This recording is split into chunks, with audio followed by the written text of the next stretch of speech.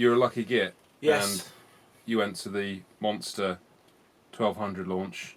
1200R. Let's be clear about the R. I did. While you were busy working, doing a proper job, I was over in Ascari in South Spain near Malaga for the launch of the, as you said, the Monster 1200R, which is, of course, as Ducati claimed, the most powerful naked bike to come out of Bologna. So, yeah, it was an exciting trip. Obviously, Ascari. I don't know if you're familiar with Ascari. It's like some kind of private millionaire's playground, right? Yeah, I think it costs. I mean, I've got a house out there and a couple of yachts. Yeah. But Yeah. even though it's inland, the yachts, they still work. Yeah. I mean, I just like to go on board. Yeah. So for 150 grand a year, you join up and you get 50 track days a year. You keep your cars or bikes in the underground layer. It is amazing. We'll cut to that later. Filth, utter filth. Yeah. So the whole trip was a bit of an exciting one because I've never been there before, and all the years of going on launches and stuff, it was a nice change, and I wanted to guess. Anyway, yeah, Monster 1200R, most powerful bike, 160 horsepower from a new Testa Stretta engine, 180 kilogram dry weight, Öhlins, forged Marchesinis, Brembos, and a sharper. I think, as you can see on the screen there, sharper lines. I love it. I really do. There's something brutal about it that the original Monsters never had. Yeah, and with a name like Monster, it should be brutal. Yeah. And we should be, it should be a brutal street bike. Yeah, exactly. Just looking at the pictures, obviously, I haven't been blessed enough to ride it, but it does look like a nice bit of kit. It was intriguing for me because obviously, having ridden a load of super nakeds recently, obviously your Super Dick, etc. Yeah. We're talking about the KTM Super Duke, Sorry, by the way. Super Duke. Just in case you were thinking about my actual Super Dick. Yeah.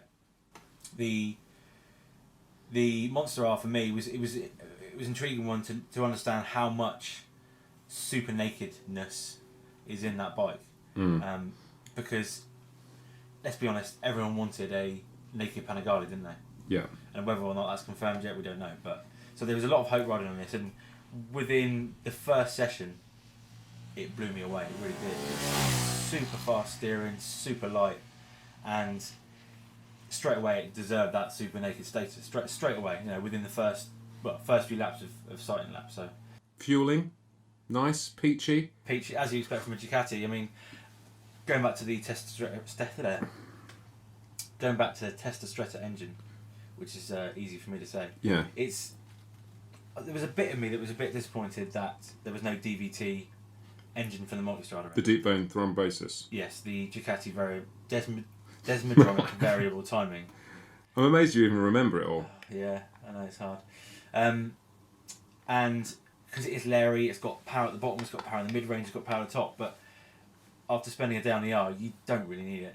There's plenty of... the thing is, with this bike, is it's smooth and it's very... It's almost too nice.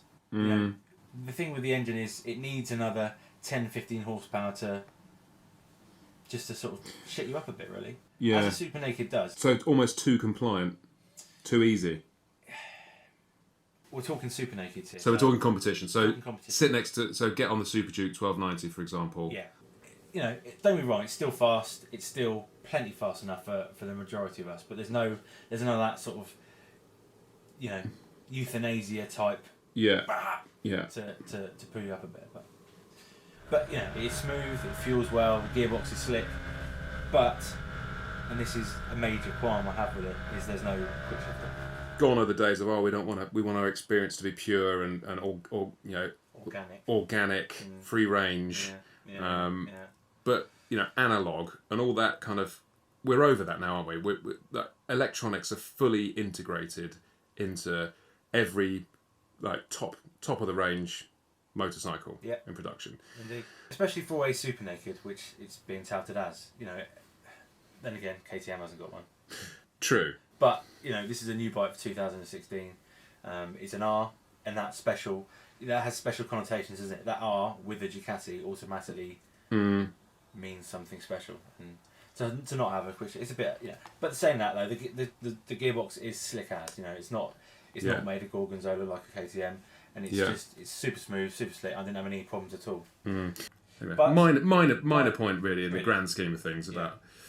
But the rest of the electronics are amazing. The Ducati safety pack, The traction control is just it's idiot proof. It is utter twat proof.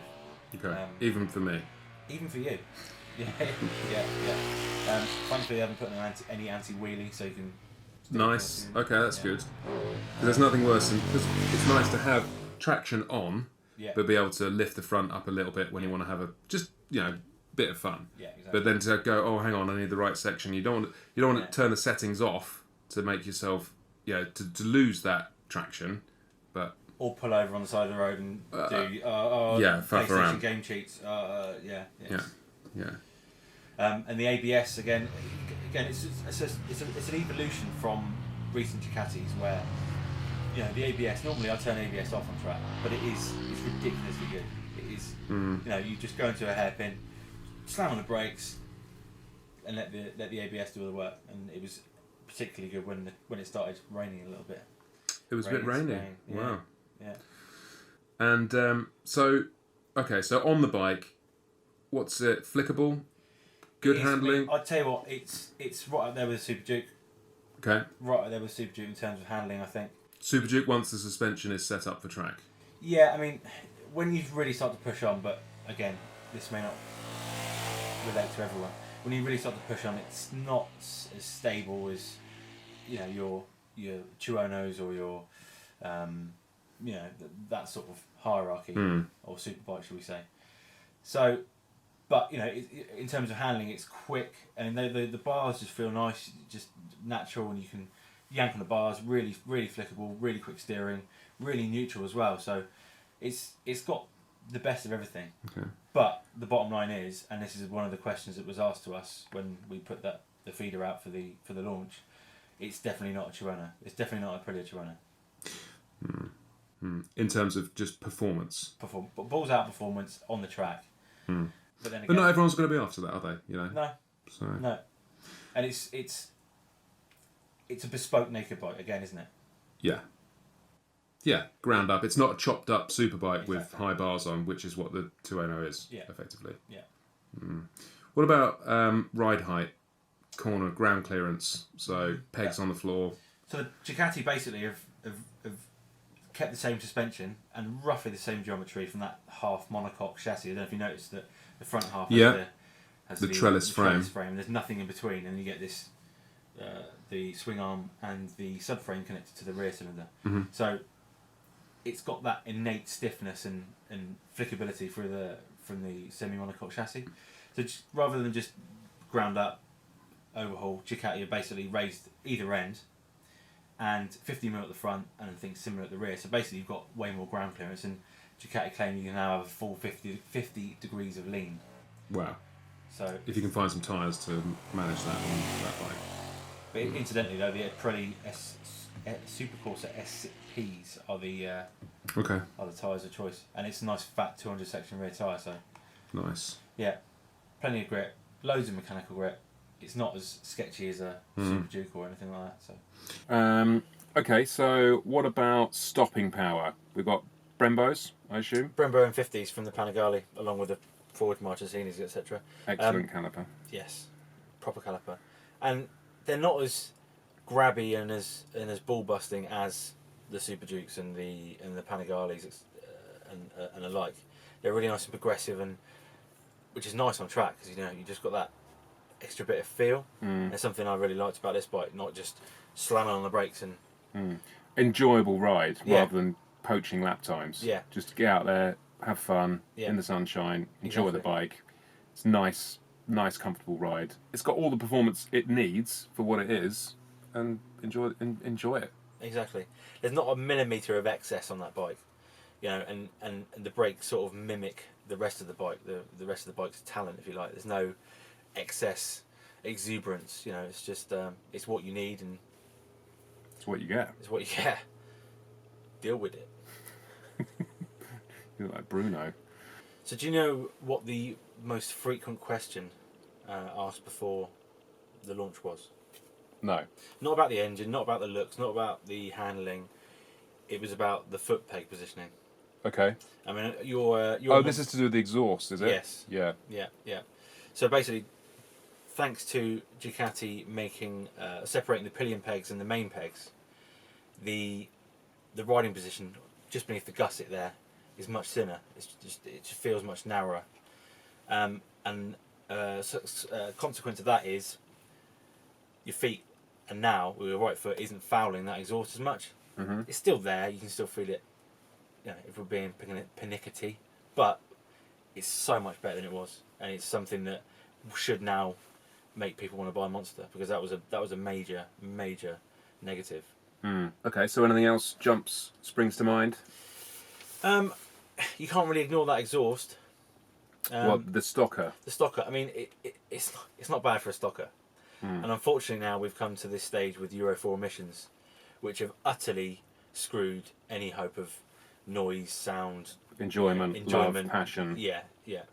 But then, how many people who love their bikes keep the stock exhaust on anyway? It is a mod that I think manufacturers have gone, well, look, we've got to stick it on, so, let's stick it on. It just seems stupid that they do offer an aftermarket part, which happens to be timely on the screen there. It's beautiful. And that does look the nuts. But you can't buy it off the shelf attached to the bike. It has to be an aftermarket part. Yeah, I mean, as I've said, it's really not that bad at all. And the only issue is it's not Ducati's fault. The issue is the noise. Now it is much quiet.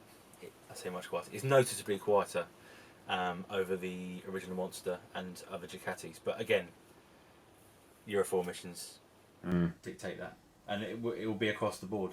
But there's still that inherent Ducati, the Desmo noise. Still got that induction noise there, but it's just a little less. Yeah. Wow. Which is a shame, but again, it's not Ducati's fault. No. Would you vote to leave the EU? I would, yeah. Just so you get nicer exhausts. Yeah. So what about comfort, ergonomics? We talked a bit about the pegs. Generally, it's a nice reach to the bars. It's definitely a sportier Super Naked, or feels like a sportier Super Naked. The pegs are still nice and low, and Ducati, by raising the bike up rather than raising the pegs up, you still get that comfort. The ergonomics triangle is still intact. So does that affect seat height then? Is it quite tall? It's 830mm, but it's narrower. It's narrower. It's narrower, and some of the short people on the launch weren't exactly complaining about it. So okay. Yeah, it's and short people do complain about everything. Yeah, exactly. Yeah. Try getting on a plane when you're 6'4". Yeah. Yeah. Or 6 foot wide. So that brings us to price. What are we talking for the bad boy? So it's 15,250 for the red, which is a lot of money, isn't it? Yeah. When compared with rivals, etc., etc. But it's 15,450 for the black.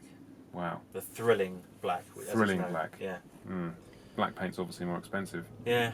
For all the little, moans we have, it's going to be an epic road bike, and 99% of future Monster owners are going to be riding on the road. I can't see anyone going, I'm going to retire my Panigale and take a Monster 1200R on the track day with me. It's just not. It's just not going to work. Yeah, it's a bling street bike, isn't it? Definitely.